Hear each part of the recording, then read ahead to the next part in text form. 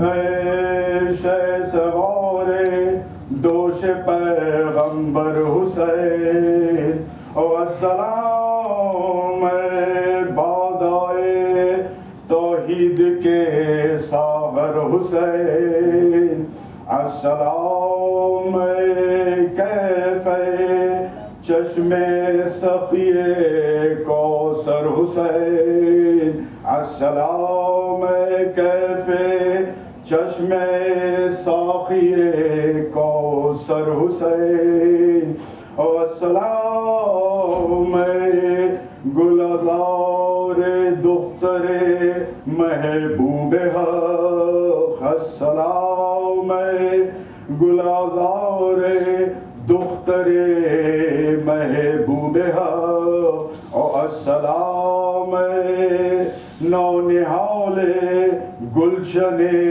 حیدر حسین السلام دشمن تنظیم باطل السلام السلام دشمن تنظیم باطل السلام السلام خاتم زور فساد و شر حسین السلام حامل اخلاق خاتم المرسلین السلام حامل اخلاق خاتم المرسلین السلام ہم خیال شفاء محشر حسین السلام پیشوائے دین امام دو جہاں اور رونق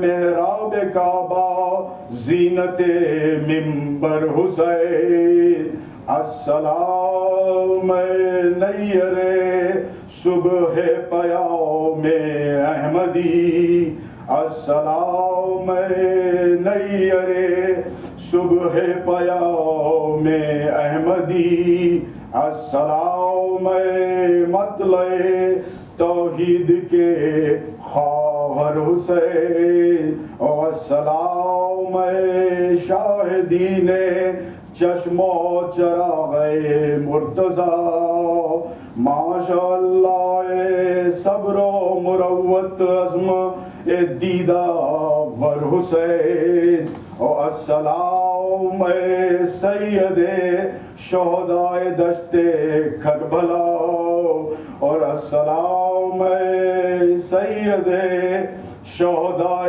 دشت کربلا اور فاطمہ کے لال شیر پیشوائے حیدر حسین السلام ابن علی گہوارہ اسرارہا السلام ابن علی گہوارہ اسرارہا السلام رونق آغوش دی پرور حسین السلام رونق آغوش دی پرور حسین او کیجئے جام سلام کوثر آسی قبول کیجئے جام سلام کوثر آسی قبول اے شہید تشن لب اے کشتہ خنجر حسین السلام نور عین فاطمہ خیبر حسین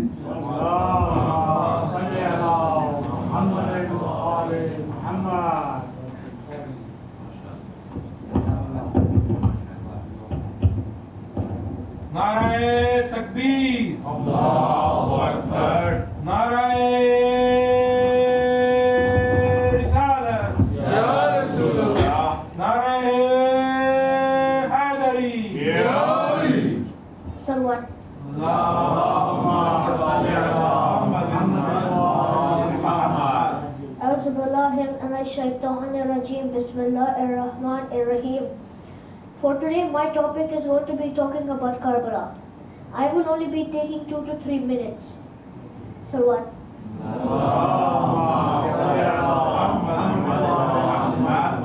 Karbala is the place where our beloved Imam Hussain alayhi salam was fought against evil called Yazid. Imam Hussain alayhi salam arrived at Karbala on the 2nd Muharram, the 61st Hijri. The current Muharram is now the 1434 Hijri, nearly 1400 years ago. And it is also the location of the Battle of Karbala.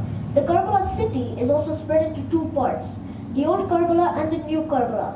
The Old Karbala contains the shrine of Imam Hussain alayhi salam and his companions, and the new city of Karbala contains residential areas and madrasas. The land of Karbala is about 62 miles southeast of Baghdad, and it has an estimated population of nearly 1 million. Also at the center of the old city is the Masjid al-Husayn, and inside is the tomb of Hussain ibn Ali, who is the grandson of Prophet Muhammad alayhi salam, by his daughter Fatima Zahra and Ali ibn Abu Talib. Salawat.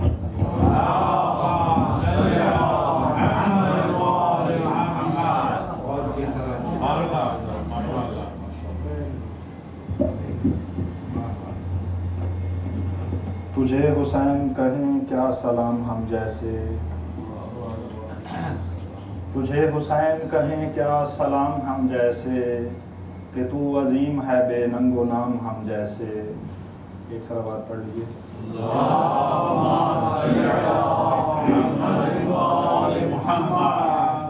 اے حسین ابن علی، اے خسرو روحانیاں، اے دماغ پختہ کی آواز، اے دل کی زبان، اے شہ ملک ابد، اے راکب عصر دواں، موت سے تیری ابلتی ہے حیات جاویداں. تو ازل سے تا ابد پھیلا ہوا منشور ہے، اے کہ تیرا وقت کے دونوں سروں پر نور ہے. کر دیا تو نے یہ ثابت اے دلاور آدمی، زندگی کیا موت سے لیتا ہے ٹکر آدمی. کاٹ سکتا ہے رگے گردن سے خنجر آدمی، لشکروں کو رون سکتے ہیں 72 آدمی. ذوف ڈھا سکتا ہے کسر افسروں اور رنگ کو، آبگینے توڑ سکتے ہیں حصار سنگ کو. پشت پر تیری ہیں اتنی عظمتوں کے کارواں، سجدہ کرتی ہے زمین کو سولت ہفت آسماں. یوں تیرے سر پر ہے گرداں چتر عمر جاویداں، دنگ ہیں تاج مسیح و خضر کی تابانیاں. تو بشر کی ہمت عالی کا وہ اعجاز ہے، جس پہ یزدان و بشر دونوں کو اب تک ناز ہے. نصب تو نے کر دیے انسان کی عظمت کے خیام، مرحمت تو نے کیا توقیر آدم کو دوام. جھوم کر تو نے شہادت کا پیا جس وقت جام، روح دوران محمد کو کیا جھک کر سلام. مصطفیٰ کی کشتی نازش کو کھینے کے لیے، انبیاء آئے مبارک باد دینے کے لیے. تشنگی کو بادائے یم نے مبارک باد دی، خاکداں کو عرش اعظم نے مبارک باد دی. فاتح خیبر کو آدم نے مبارک باد دی، فاطمہ زہرا کو مریم نے مبارک باد دی. فتح کے نغمات نکلے زندگی کے ساز سے، کبریا نے قدسیوں کی سمت دیکھا ناز سے. اے حسین اب تک تیرا نقش قدم تابندہ ہے، زندہ ہے پائندہ ہے نازندہ ہے رخشندہ ہے. روشن و پائندہ و بالندہ و بخشندہ ہے، گامزن تو جس پہ تھا وہ زیادہ اب تک زندہ ہے. ذوق گن ہے زین کے ہر بند پر ہر جوڑ پر، شمع جو تابندہ ہے تیری کلی کے موڑ پر. سینکڑوں کلزم ملا کرتے ہیں تیرے جام سے، سینکڑوں گردوں بٹا کرتے ہیں تیرے بام سے. کس غضب کی لو نکلتی ہے تیرے پیغام سے، زندگی کو جھرجھری آتی ہے تیرے نام سے.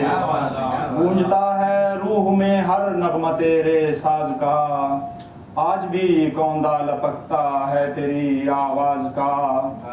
ए हुसैन इब्ने अली ए बंदे यज़दा सिफात, नूर से तेरे झुमकती है जबीने कायनात। महव हो जाएं अगर दुनिया से तेरे वाक़यात, गुंबदे तारीख पर छा जाए है बतनाक रात। भूल सकता ही नहीं इंसान कुर्बानी तेरी, भूल सकता ही नहीं इंसान कुर्बानी तेरी। हाफिज़े के फ़र्क का झूमर है पेशानी तेरी, हाफिज़े के फ़र्क का झूमर है पेशानी तेरी।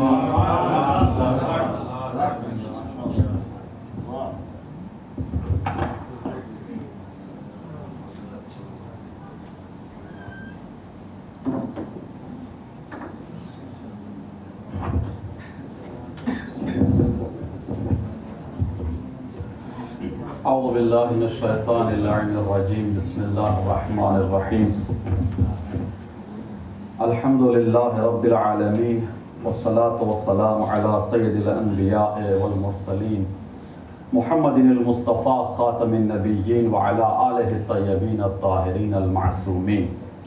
أما بعد فقد قال الله سبحانه وتعالى في القرآن الكريم بسم الله الرحمن الرحيم يا أيتها النفس المطمئنة ارجعي إلى ربك راضية مرضية فادخلي عبادي وادخلي جنة. صدق محمد.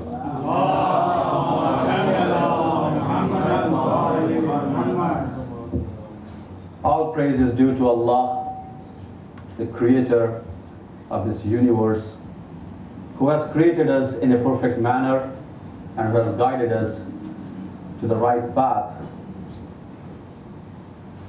And He is the Lord of this world, and He will be the Lord of the day of judgment.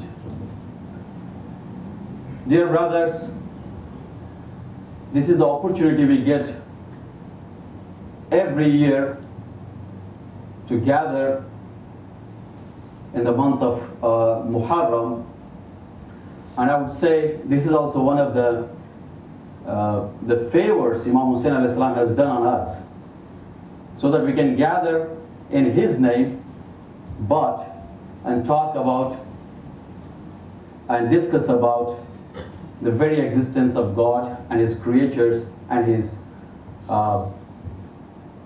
ni'mat.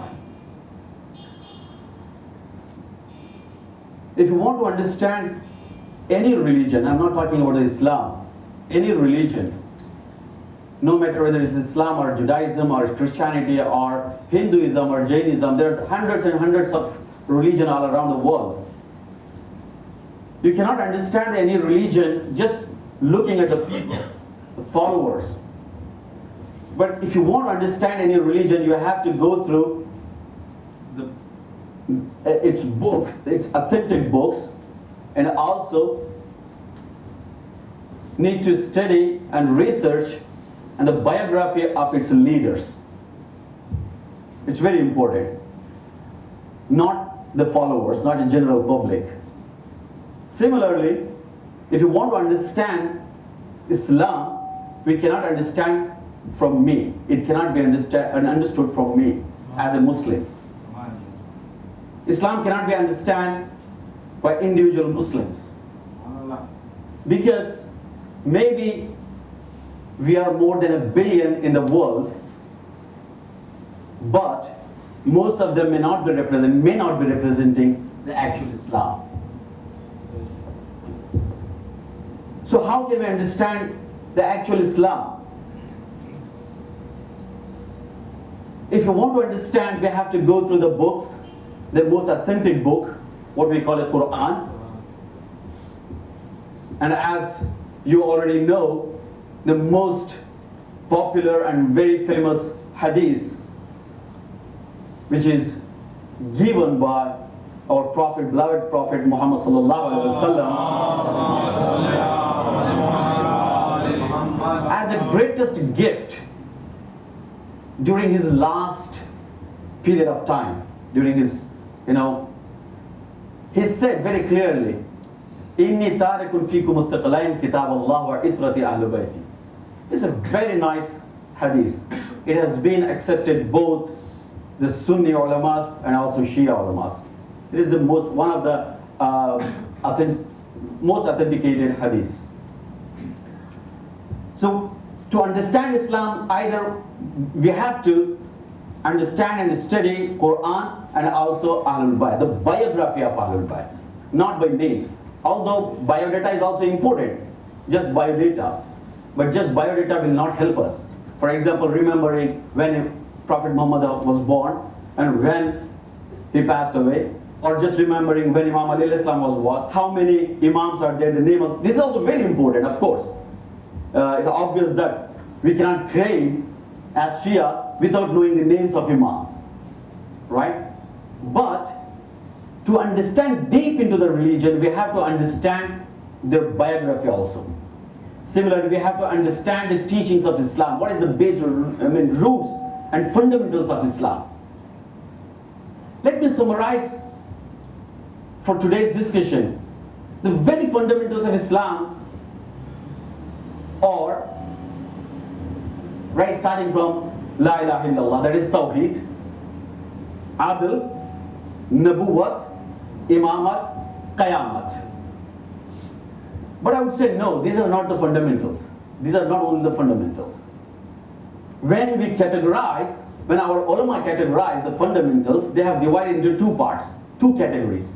One they call is Usul-e-Din and one they call Furu-e-Din. Nowadays, people are misunderstanding that Usul-e-Din are more important than Furu-e-Din. People are misunderstanding. Please don't take it in wrong way. One is not important, one is not not important. Both are equally important. They are just categorized to make us understand, why we call this as Usul-e-Din, why we call this as Furu-e-Din. In Usul-e-Din, there is nothing to act. No action has to be taken place. For example, if I say Allah is one, monotheism or Tawheed, there is no action. I cannot show anything. I cannot do anything. Right? It's a concept one has to accept. It is a concept, it's an idea, it's an ideology. One has to accept there is nothing to show, there is nothing to act on it. Similarly, Allah is just, He is fair. Allah is fair and just. There is no action to show. We cannot show it. And again, Nabuwat. There are 124,000 of Nabis or messengers or prophets Allah sent for our guidance. That is a concept and ideology. Prophethood, to believe a prophethood is an ideology. Logically we have to understand with proper reasons and we have to believe in it. There is no action to show. Imamat again, there is no action to show. Qayamat again, how can you show any action? There is no action. That's why they just categorize into two parts. One is an ideological part where we have to accept by reasons and logic, and the other one is to accept it and to do it. That is called Furu-e-Din. And our ulama have defined it very nicely. We have to salute them. You know, sometimes we take very easily. As I said yesterday, we were born in a Muslim family, we were born in a Shia family particularly, and when we were born, even we couldn't walk, we couldn't talk. The first thing our mothers taught to us is Allahu Akbar, La ilaha illallah, Ya Ali Madad. These are the things our mothers taught to us. Luckily we straightforward, we learned it and we became Shia, right? But, you know, one has to understand the very logic. We have to appreciate our ulamas. They really strive, they struggle, they work hard to pass this message from one generation to another generation. Right? And now what ulama has defined the Usul-e-Din and Furu-e-Din, very nice. They say Usul-e-Din is the roots of Islam. You have heard this one, even while we were a small child, you know, in our madrasas, they're taught to us like that. Usul-e-Din yaane deen ke jade panch hain. Jade, the roots of Islam. And how they define the fru'edin, they defined as fru'edin yani deen ki shaakhein 10 hain. Fru'edin means the branches of Islam are 10. There are 10 branches of Islam. I would say this is the best definition one can define. To understand which one is important, which one is not important, if we believe. Have you seen any tree without a branch? Have you seen any tree without a root? No way. You cannot call it as a tree. Tree has to have branches, and tree has to have a stem and branches, root and branches. Without a stem and branches, you cannot call it as tree. Without proper roots, you cannot call it as tree. So now, just imagine, if you cut off the branches, do you still call it as a tree? No. If only branches and stem without a root, can it stand on the floor? Can it stand? No, no way. So both have to call it as a tree. Similarly, both Usul-e-Din and Furu-e-Din has to have in a place to call it as a religion. If you take only Usul-e-Din, it cannot be a religion. If you take only branches or Furu-e-Din, you cannot call it as Furu-e-Din or Islam or a religion. Both has to have together, not one.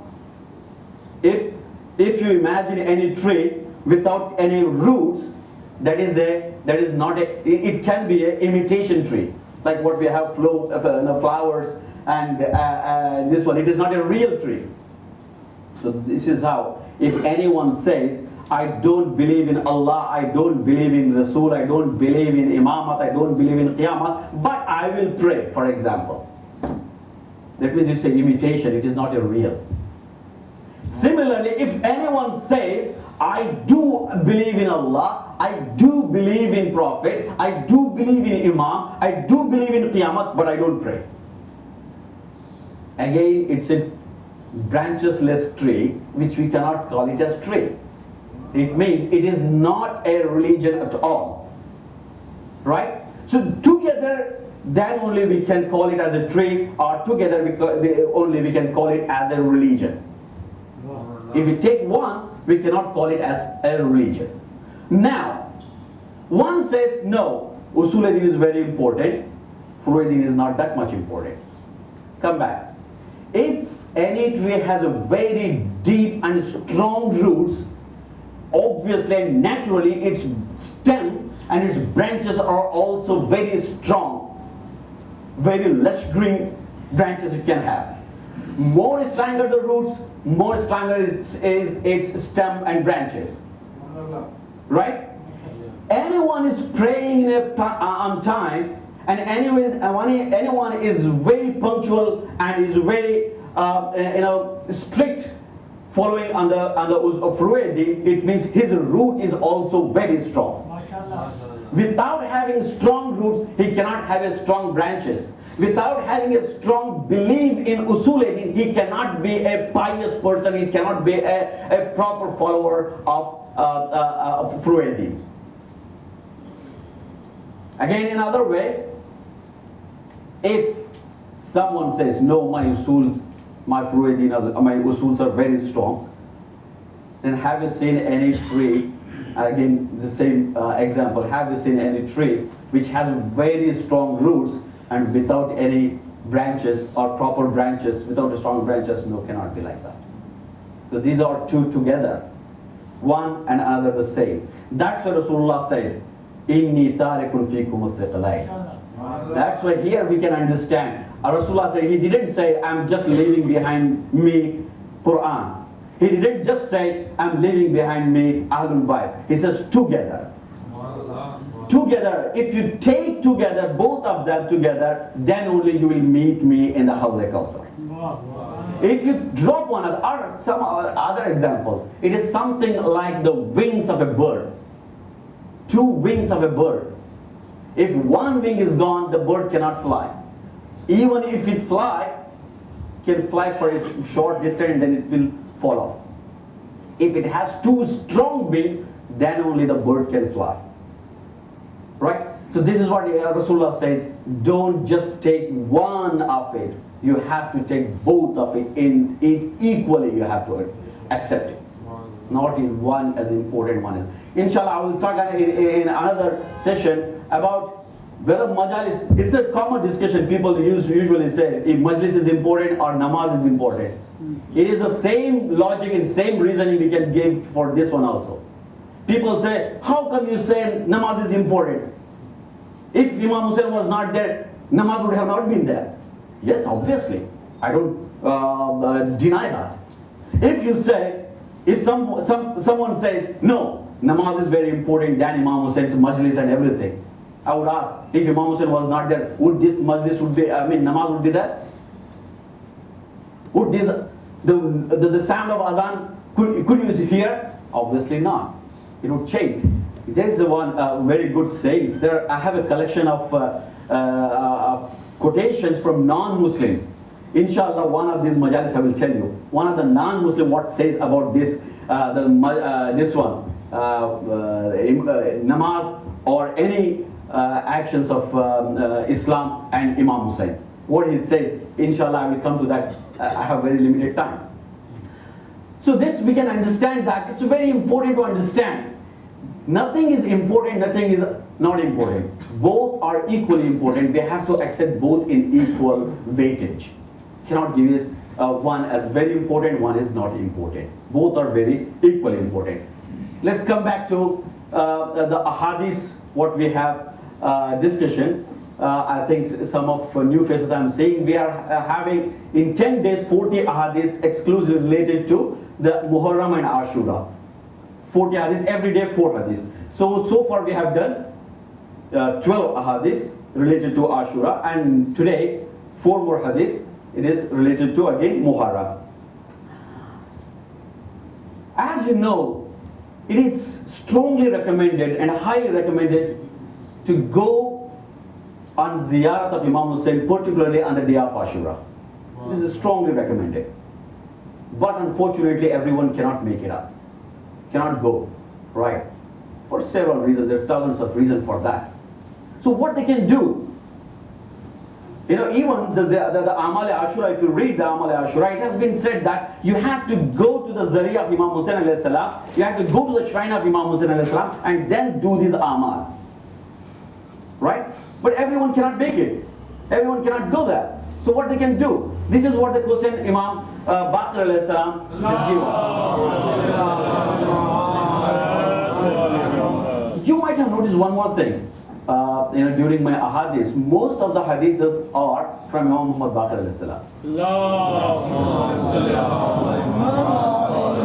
You know the reason, right? I don't need to explain in detail, because he was the living Imam who has seen all the scenarios, all the what happened in Karbala during the Karbala. He was alive and he has seen, and he was captured, and he was the captive, and then he was there in the prison of Yazid, and then he came back to Medina, and Imam Muhammad Baqir alayhi salam and Imam Zainul Abidin, these were the 2 imams who have narrated most of the hadiths related to Karbala and the event of Karbala. That's why out of 40 ahadiths, what I have the collection, most of them are from Imam Muhammad Baqir alayhi salam. This is also Imam Muhammad Baqir alayhi salam. He says, what to do? One of the companions asked him, "Oh Imam, we cannot make it ourselves to present in Karbala on day of Ashura or during Muharram. What can we do?" He replies, he says, ثُمَّ لَيَمْدُ بِالْحُسَيْنِ وَيَبْكِيهِ وَيَأْمُرُ مَنْ فِي دَارِهِ بِالْبُكَاءِ عَلَيْهِ وَيُقِيمُ فِي دَارِهِ مُصِيبَةً بإظهار الجزع عليه ويتلاقون بالبكاء بعضهم بعضا في البيوت. He says he has to arrange a gathering within his family, if possible with the neighbors, with the villagers or city center, wherever it is possible, they have to arrange gatherings. What they have to do in the gathering? يَأْمُرُ Man fi darehi bil buka. Whoever is there in your house or in the village or in the city or whoever, bil buka, ask them to arrange for a recitation for weeping and crying and remembering the shahadat of Imam Hussain alayhi salam. وَيَقُومُ فِي دَارِ مُصِيبَةٍ, to arrange the gathering, and what to say? Someone has to say the elegies or the Marsiya and Noha, so that everyone can hear it and they can imagine as if they are in Karbala, as if they are with Imam Hussain alayhi salam, as if they are fighting beside Imam with Imam Hussain alayhi salam. And even he says, ask whoever in the house not to smile during the on the day of Ashura, and have to wear black clothes, so that it is a sign of sadness, so that even from the face one has not to show that he is smiling or is happy on the day. So he says he has to show as if he is observing the majalis, or he is weeping in remembrance of Imam Hussain alayhi salam. And second hadith for today, it is again from Imam Baqir alayhi salam.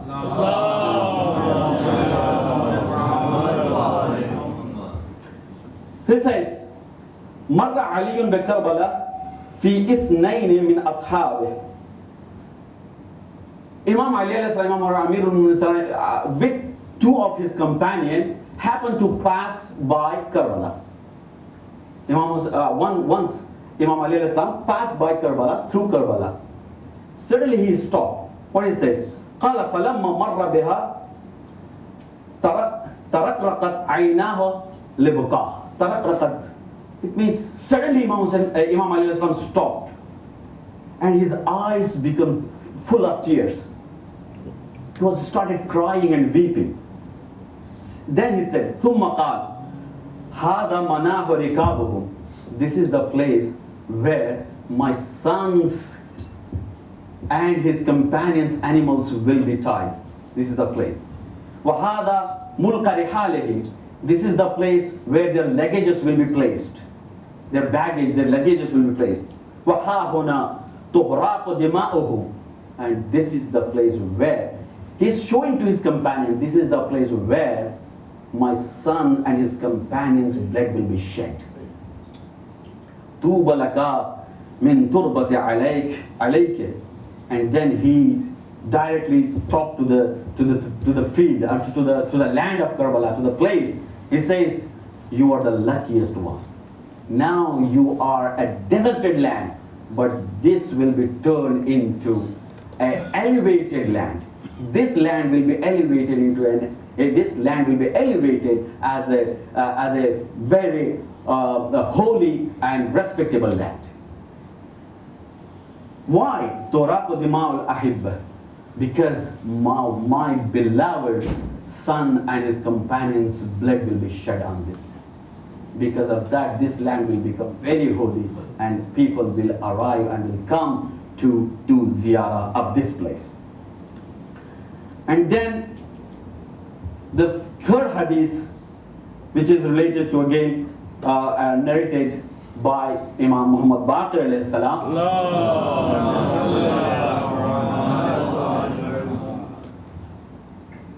It's very nice. Again he says, مَا مِن رَجُلٍ ذَكَرَنَا أَوْ ذُكِرْنَا عِنْدَهُ يَخْرُجُ مِنْ عَيْنَيْهِ مَاءً وَلَوْ مِثْلَ جَنَاحِ الْبُعُوضَةِ إِلَّا بَنَى اللَّهُ لَهُ بَيْتًا فِي الْجَنَّةِ وَجَعَلَ ذَلِكَ الدَّمْعَ حِجَابًا بَيْنَهُ وَبَيْنَ النَّارِ.